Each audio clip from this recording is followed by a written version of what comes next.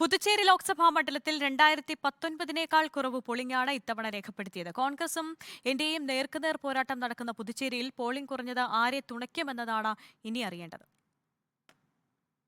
2019 ലോക്സഭാ തെരഞ്ഞെടുപ്പിൽ പോൾ ചെയ്ത വോട്ടിനേക്കാൾ 7.88% കുറവ് വോട്ടാണ് ഇക്കുറി പുതുച്ചേരിയിൽ രേഖപ്പെടുത്തിയത്. 81.25% 2019 പോളിംഗ്. ഇക്കുറി 73.37% കുറഞ്ഞു. പുതുച്ചേരിയുടെ ഭാഗമായ മാഹിയിൽ പോളിംഗിൽ നേരിയ കുറവാണെങ്കിലും ഭേദപ്പെട്ട പോളിംഗാണ് രേഖപ്പെടുത്തിയത്. മാഹിയിലെ 31 പോളിംഗ് ബൂത്തുകളും നിയന്ത്രിച്ചത് വനിതാ ഉദ്യോഗസ്ഥരാണ് എന്ന പ്രത്യേകതയും ഈ തിരഞ്ഞെടുപ്പിനുണ്ട്. കോൺഗ്രസ് നേതൃത്വത്തിലുള്ള ഇന്ത്യ സഖ്യവും NR കോൺഗ്രസ് ഉൾപ്പെടുന്ന NDA മുന്നണിയും നേർക്കുനേർ പോരാട്ടമാണ് പുതുച്ചേരിയിൽ നടന്നത്. മുഖ്യമന്ത്രി N രംഗസ്വാമി തിലാസ്പേട്ടിൽ വോട്ട് രേഖപ്പെടുത്തി. കാമരാജ് നഗറിലും വീരംപാട്ടീനത്തും EVM മെഷീനുകൾ തകരാറിലായതൊഴിച്ചാൽ കാര്യമായ അനിഷ്ട സംഭവങ്ങൾ എവിടെയും റിപ്പോർട്ട് ചെയ്തിട്ടില്ല. 8% പോളിംഗ് കുറഞ്ഞത് എങ്ങനെ ഫലത്തെ സ്വാധീനിക്കുമെന്ന കണക്കുകൂട്ടലിലാണ് സ്ഥാനാർത്ഥികൾ.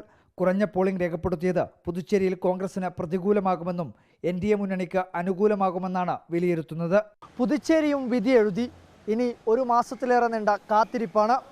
മാഹിയിൽ നിന്നും വീഡിയോ ജേർണലിസ്റ്റ് നിമേഷ് ചെറുപഴിക്കൊപ്പം reporter Arjun Kalyad in reporter.